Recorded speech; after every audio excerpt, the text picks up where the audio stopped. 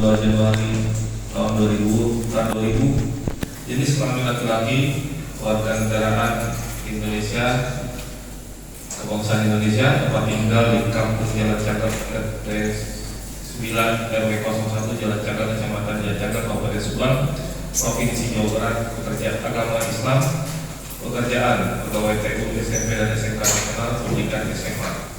Berdasarkan surat penetapan hakim pada hari Subang nomor 79 M/Pit 2024 PS Subang tanggal 19 April 2024, terdakwa dihadapkan ke depan persidangan dengan dakwaan subsidiaritas, yaitu dakwaan primer pasal 340 junto pasal 55 ayat 1 ke 1 KUHP, subsidiar pasal 338 junto pasal 55 ayat 1 ke 1 KUHP. Bahwa jasa penuntut umum telah menghadirkan saksi dalam persidangan, di antaranya saksi Yosef Hidayat, saksi Edi Soekarno, saksi Yoris Raja Amullah bin Yosef Hidayat, saksi Yanti Jubaidah, saksi Ida Mursidawati binti Urip Hasan Binomo almarhum, saksi Lilis Sulastri, saksi Yeni Mulyawati alias Yeyet alias Eti binti Urip Hasan Binomo, saksi Suparman alias Ujang, saksi Dede bin Karya, saksi Dadan Setiawan, saksi Asep Rodianto bin Dayat, saksi Dedi Nugraha alias Dodo bin Cur, saksi Angger Pratama Widodo, saksi Cici Mitarsi, saksi Novianti binti Atang Kosasi, saksi Ilham Abdul Rosid, saksi Regis alias Bintang, saksi Oisida binti Atim Suryadi, saksi Deden Jainuddin bin Kos Kosasi, saksi Oki Oktaviana bin Odang Ahmad, saksi Upi Nolita, saksi Yogi Firmansyah alias Ogai, saksi Sumat alias Kuci, saksi Jajak Wahyudin alias Mamdut, saksi Sugiharto alias Dedi bin Kasmat, saksi Diki Ramdhani bin Wawan Boyawan, saksi Dadang Romansyah, saksi Mulyana Sarjana Hukum,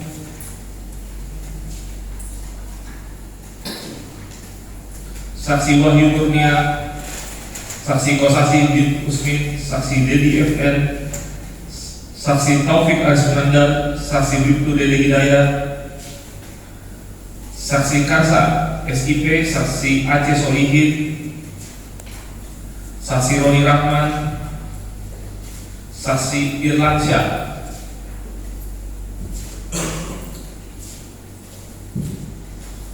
saksi Yumi Aman Sentosa,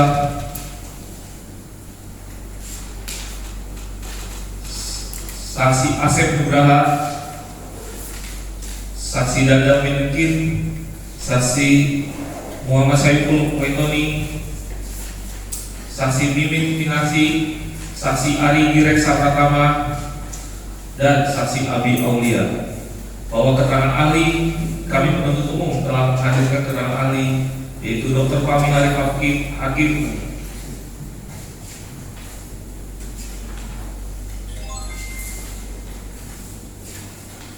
Dr.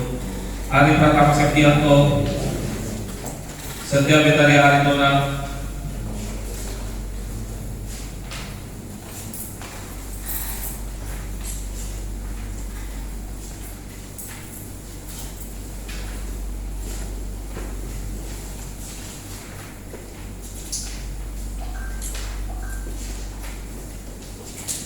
dan saksi propaganda yang dibacakan pada persidangan.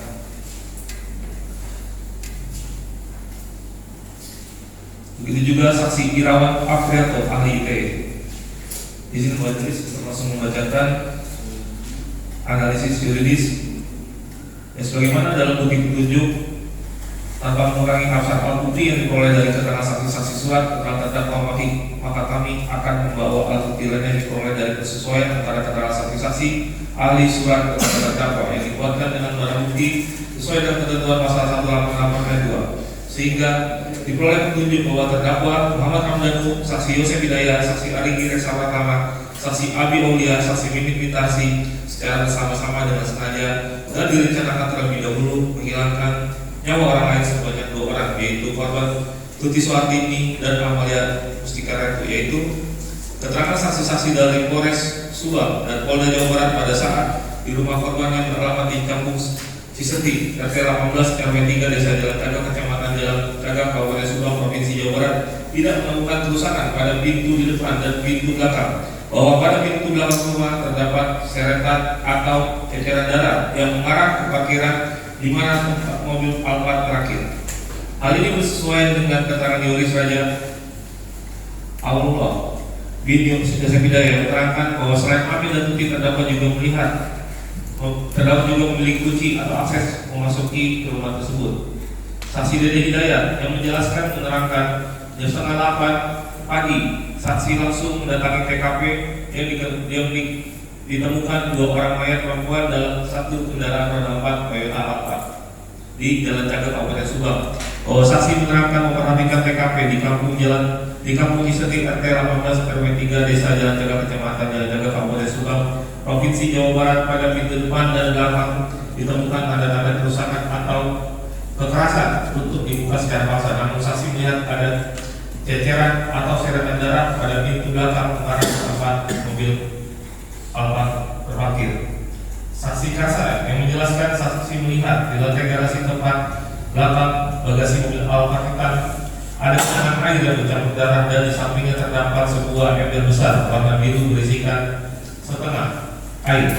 Bahwa saksi menerangkan tidak melihat tanda-tanda kerusakan atau kekerasan untuk dibuka secara paksa pada pintu belakang tempat adanya ceceran atau serangan darah.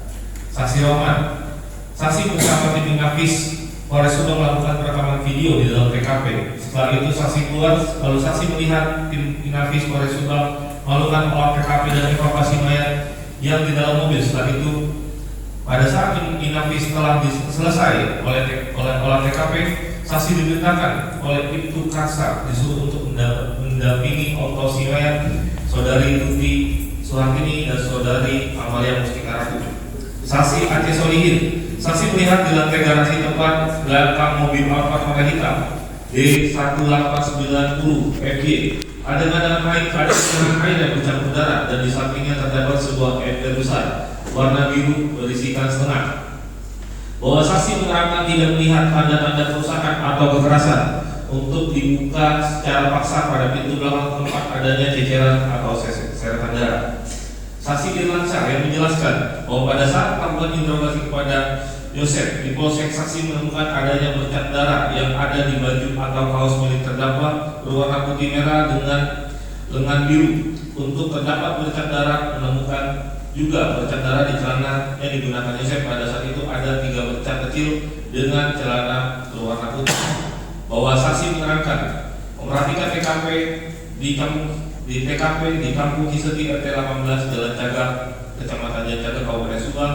Pada pintu depan dan belakang tidak ditemukan tanda-tanda kerusakan atau kekerasan untuk dibuka secara paksa. Namun saksi melihat ada ceceran atau seretan darah pada pintu belakang mengarah ke tempat mobil Alphard terakhir. Kedua, keterangan saksi-saksi menerangkan bahwa melihat terdakwa saksi Abi, saksi Arigi di rumah korban yang berada di alamat Kampung Ciseti, RT 18 RW 3 Desa Jalan Cagak, Kecamatan Jalan Cagak, Kabupaten Subang, yang mana bersesuaian dengan waktu kematian yang disampaikan oleh ahli forensik Dr. Fahmi Arif Hakim SPFN yang menjelaskan saksi Dedi Nugraha yang menjelaskan bahwa benar tanggal 18 2021 anggota yang saksinya kemudian tersebut pada jam 7 WIB melintasi rumah saudara Yosef Hidayat, bahwa sewaktu anggota yang saksi kemudian melintas di depan rumah Yosef Hidayat, saat itu 5 rumah cenderung sepi dan kebetulan saat itu angkutan kota yang saksi kemudian dari arah barat ke timur terhalang oleh aktivitas kendaraan mobil Alphard warna hitam yang saksi ketahui milik saudara Yosef Hidayat yang keluar dari rumah Yosef Hidayat, dan akhirnya kendaraan tersebut maju sedikit ke depan. Bagian kepala jalan Cagak,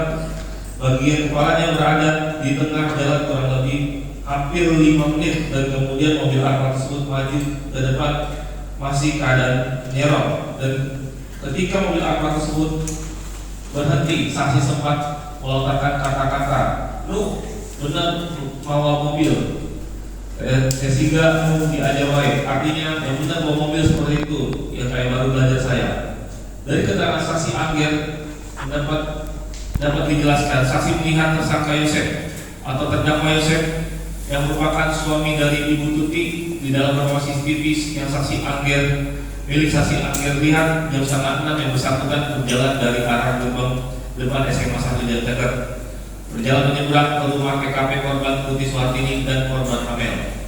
Baik saksi akan menjelaskan bahwa benar terhadap hasil rekaman CCTV milik saksi yang saksi lihat bahwa terdakwa Yosef Hidayat sekitar jam 5:30 WIB tanggal 18 Agustus 2021 menyeberang di parkiran SMA 1 Jalan Jagat ke rumah TKP menggunakan topi berwarna putih dan kaos berwarna putih itu karena terlihat hasil rekaman CCTV milik saksi.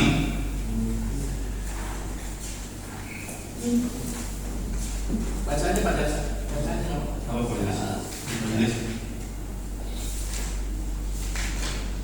Saudara, pada saat jam 5:30 jam 18 Agustus pada tanggal 18 Agustus 2021, yaitu dari wajahnya saudara Yosef dan penampilan yang sering saksi lihat kesehariannya cara berjalan saudara Yosef dan pakaian yang digunakan pada saat itu oleh saudara Yosef sama seperti dengan pakaian yang sering dilihat dan sering digunakan oleh saudara Yosef karena kesehariannya. Keluarga tersebut sering bertemu, belanja ke warung baik saksi Yosef maupun saudara Tuti, dan saking berdekatan dengan saksi sebelum ekonomi keluarga tersebut maju. Saudara Tuti pernah beberapa kali meminjam uang kepada saksi.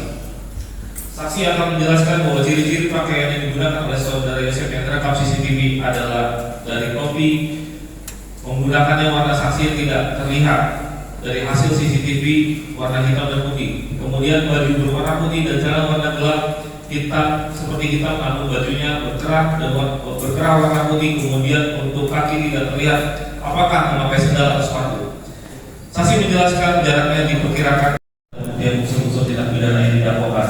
Adapun dakwaan yang kami susun dalam bentuk subsidiaritas yaitu primer dengan pasal 340 junto 5 ayat 1 ke 1 KUHP dengan melanggar pasal 340 junto 5 ayat 1 ke 1 KUHP subsidiar melanggar 338 junto pasal 5 ayat 1 ke 1 KUHP. Karena dapat kami susun berbentuk subsidiaritas, maka terlebih dahulu kami akan membuktikan dapat primer melanggar pasal 340 junto pasal 55 ayat 1 ke 55 ayat 1 ke 1 KUHP dengan unsur-unsur sebagai berikut. Pertama, barang siapa, kedua dengan sengaja dan terencana terlebih dahulu untuk menghilangkan nyawa orang lain. Yang ketiga, yang melakukan, menyuruh melakukan dan turut serta melakukan. Ada titik satu unsur barang siapa. Bahwa unsur barang siapa dalam pasal ini memberikan petunjuk mengenai orang atau manusia sebagai subjek hukum yang memiliki hak dan kewajiban serta dapat dipertanggungjawabkan secara hukum. Bahwa barang siapa dapat diartikan sebagai subjek.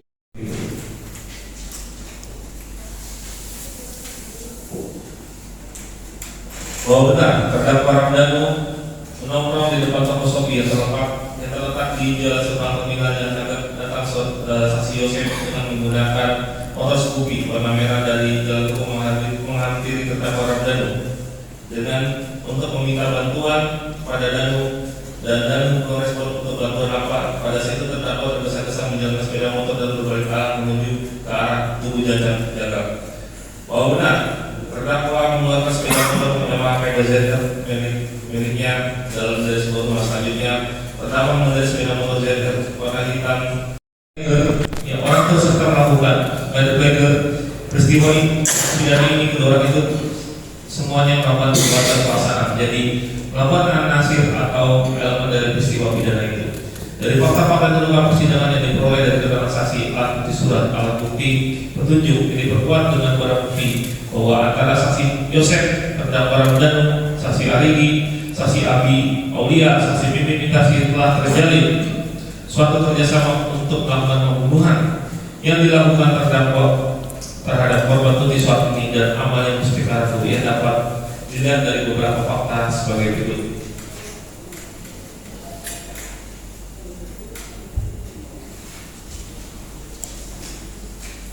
bahwa pada saat terdakwa Ramdhanu alias Ramdhanu nongkrong di depan toko Shopee yang terletak di depan di seberang jalan terminal Jalan Cagak, tiba-tiba datang saudara Yosef untuk mendapatkan motor Shopee warna merah Tarat, kemudian menghampiri terdakwa dengan mengatakan, "Lu bantuin mama atau paman." Oleh karena selama persidangan tidak ditemukan adanya alasan pembenar maupun alasan pemaaf dari perbuatan terdakwa, maka terdakwa harus dimintai pertanggungjawaban dan sepantasnya apabila terdakwa dijatuhi pidana yang setimpal dengan perbuatannya. Sebelum kami menyampaikan tuntutan pidana terhadap diri terdakwa, perkenalkanlah kami mengemukakan hal-hal yang kami jadikan pertimbangan untuk mengajukan tuntutan pidana, yaitu perbuatan terdakwa mengakibatkan duka yang dalam bagi keluarga korban Tuti dan korban Amel. Keadaan yang meringankan, terdakwa berperilaku sopan, jujur dan tidak berbelit-belit dalam dan kooperatif memberikan keterangan yang telah sesuai dengan berita acara pemeriksaan pada pemeriksaan di persidangan. Kedua, terdakwa menunjukkan penyesalan atas perbuatan pidana yang dilakukan. Ketiga, terdakwa telah meminta maaf kepada keluarga almarhum Tuti dan Amel, dan pihak keluarga Amel dan maupun Tuti telah memberikan maaf. Selanjutnya, terdakwa menjadi justice kolaborator dalam perkara ini. Berdasarkan uraian yang dimaksud kami jaksa penuntut umum dalam perkara ini dengan memperhatikan ketentuan undang-undang yang bersangkutan, menuntut supaya hakim pengadilan negeri Subang yang memeriksa dan mengadili perkara ini memutuskan menyatakan terdakwa Ramdhanu alias Danu bin Surono telah terbukti secara sah dan meyakinkan bersalah melakukan tindak pidana mereka yang melakukan menyuruh melakukan atau turut serta melakukan dengan sengaja dengan terencana terlebih dahulu untuk merampas nyawa orang lain, sebagaimana diatur dan diancam dalam pasal 340 KUHP junto pasal 5 ayat 1 plus 1 KUHP yang kami dakwakan dalam dakwaan primer. Menjatuhkan pidana penjara terhadap terdakwa Ramdhanu alias Danu bin Surono selama 8 tahun dikurangi masa penahanan yang telah dijalani dan menetapkan terdakwa akan tetap ditahan. Menyatakan barang bukti berupa 1 unit kendaraan R4 roda 4 Toyota Alphard warna hitam tahun 2023, nomor polisi D1890 FY, nomor kendaraan MH 1002197, nomor mesin 1 MZ 66286 berikut kunci kontak dan STNK atas nama Haji Dedi Soekarno sampai dengan barang bukti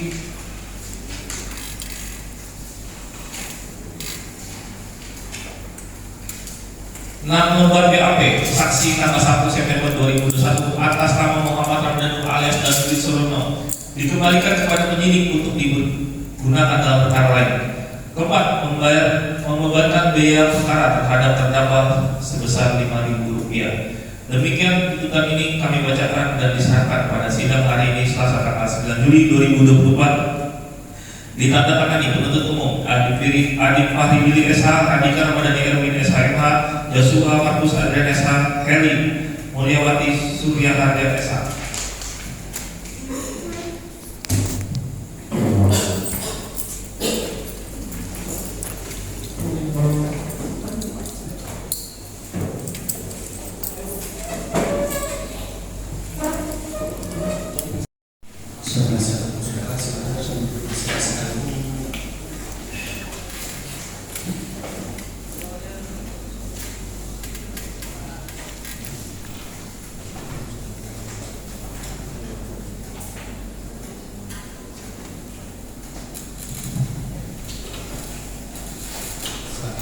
Kali penggelaan saya serahkan kepada penyelidikan ini dan juga pribadi juga ini.